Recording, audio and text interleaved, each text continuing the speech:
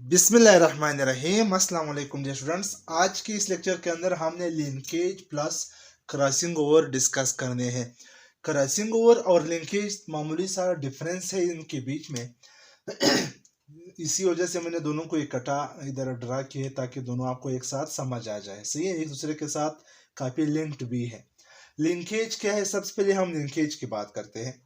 Linkage यानी genes located on same chromosome. Suppose ये एक क्रोमोसोम है, इसके ऊपर ये ग्रीन कलर के आपको जीन्स नजर आए, ये जीन्स है सारे। सही है, ये जो जीन्स है ये जिस फॉर्म में पड़े हैं यानी उनके बीच में कोई स्पेस भी ज्यादा नहीं है, कोई नेक्स्ट जीन भी नहीं आ रहा, नहीं ये खुद शफल कर रहे हैं, तो बिल्कुल इसी जगह पे पड़े हैं। इसको कहते हैं लिंक्ड जीन्स।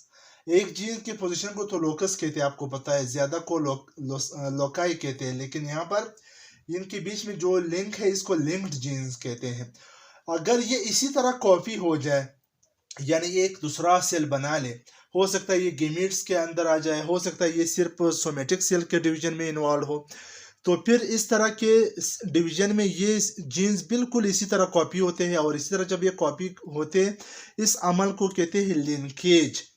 इसके वजह से कोई वेरिएशंस नहीं आते, बिल्कुल सेम फोटोकॉपी बन जाती है अपने पेरेंट्स जैसे।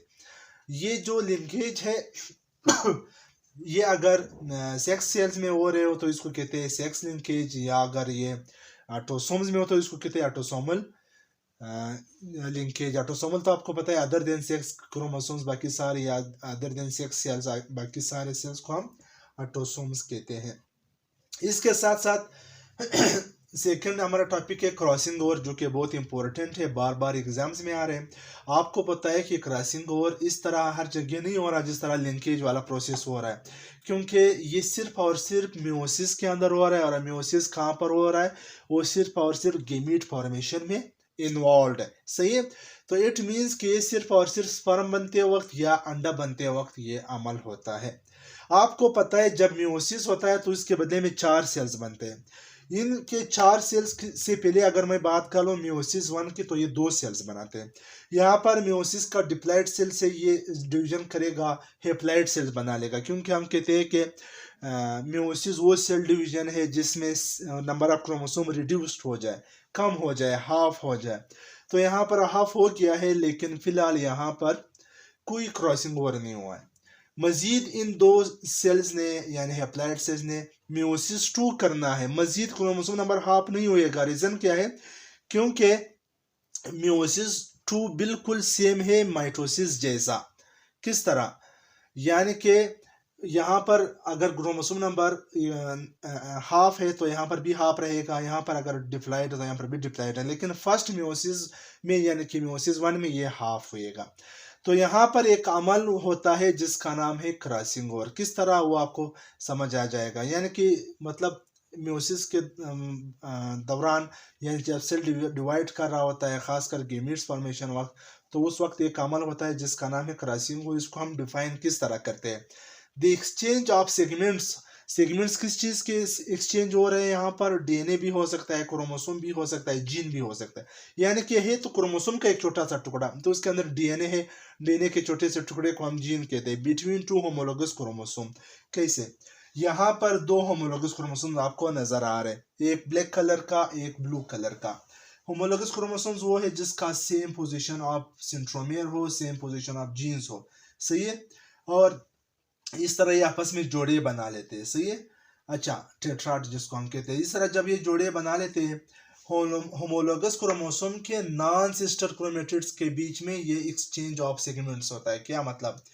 सपोज ये एक होमोलोगस पेयर है, तो इसके अगर ब्लू कलर की बात हम कर ले तो ये दो आपस में क्या है? Sister chromatids. ये दो आपस में सिस्टर क्रोमेटिड्स है। लेकिन अगर एक ब्लू की बात हम कर ले, एक ब्लैक की बात कर ले, तो ये नॉन सिस्टर क्रोमेटिड्स है। सही है, तो इस तरह नॉन सिस्टर क्रोमेटिड्स आपस में एक ब्रिज बना लेता है, आपस में इस तरह एक ब्रिज बना लेता है जिसका नाम ये एक्स शेप का कियाज्मेटा, इसका नाम है कियाज्मेटा फॉर्मेशन, यहाँ पर हो गया। सही, तो ये जो एक्स कलर का, ग्रीन कलर का आपको नजर आ रहा होता है, ये है कियाज्मेटा।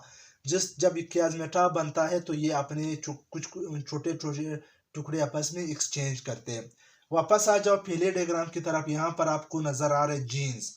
यहाँ पर सपोज मैंने एक जीन का नाम रखा है ए, तो इसका ये वाला भी ए है, कैपिटल ए कैपिटल ए। इस जीन का नाम है कैपिटल बी दूसरे जीन का। इस दूसरे क्रोमोसोम के ऊपर देखो, इसके ऊपर जो जीन है स्मॉल ए और इसका सामने वाला स्मॉल ए, इसका स्मॉल बी, इसका स्मॉल बी। यहाँ पर अगर ये बिल्कुल इसी तरह कॉपी हो जाए फिर तो ये लिंकेज के अमल में आते हैं, लेकिन यहाँ पर हम किस चीज़ की बात कर रहे हैं, हम क्रॉसिंग ओवर की बात कर रहे हैं। तो यहाँ पर देखो जब ये दो आपस में सेगमेंट्स एक्सचेंज करते हैं तो यहाँ पर ये वाला जो जोड़ा है ये रिकॉम्बिनेंट बन गया। किस तरह, यहाँ पर आप देखो जो फर्स्ट वाला क्रोमोसोम था इसका ब्लैक वाला सही, इसका ये दूसरा वाला जो बाजू है इसमें कैपिटल ए कैपिटल बी आ रहा है, लेकिन यहाँ पर कैपिटल ए कैपिटल बी तो सही है, बिल्कुल उसी तरह आ गए। मसला ये है कि दूसरा वाला जो इसका बाजू है उसने एक्सचेंज किया है।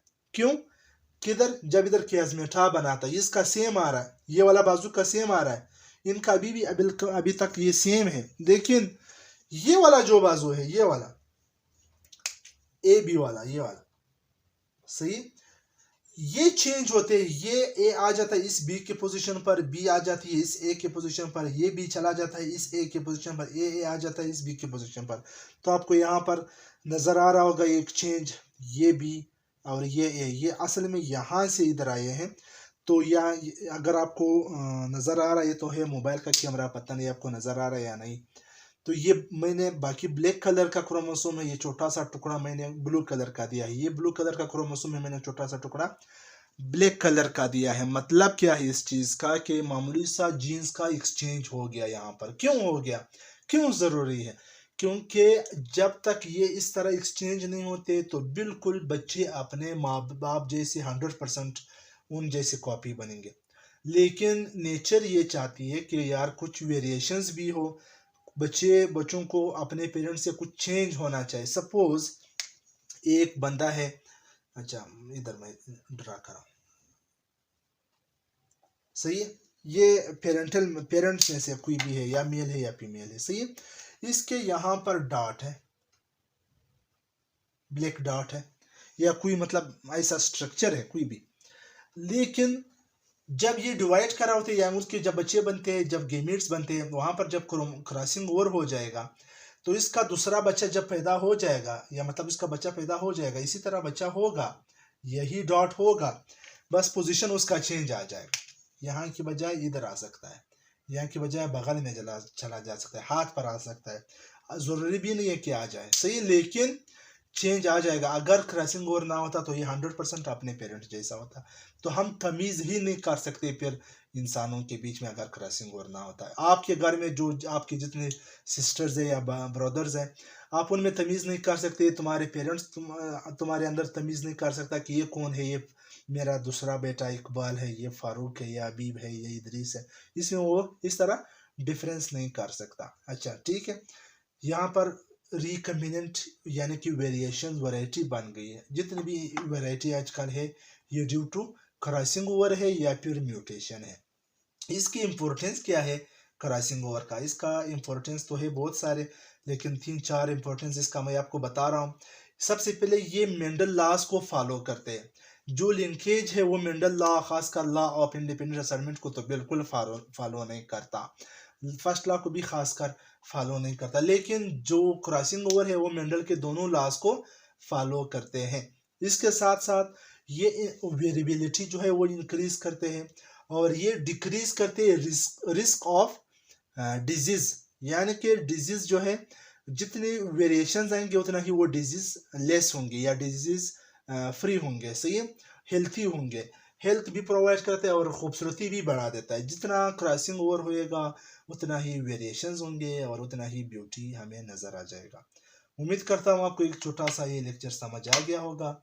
नेक्स्ट लेक्चर तक मुझे इजाज़त दीजिए और मेरा चैनल सब्सक्राइब कीजिए।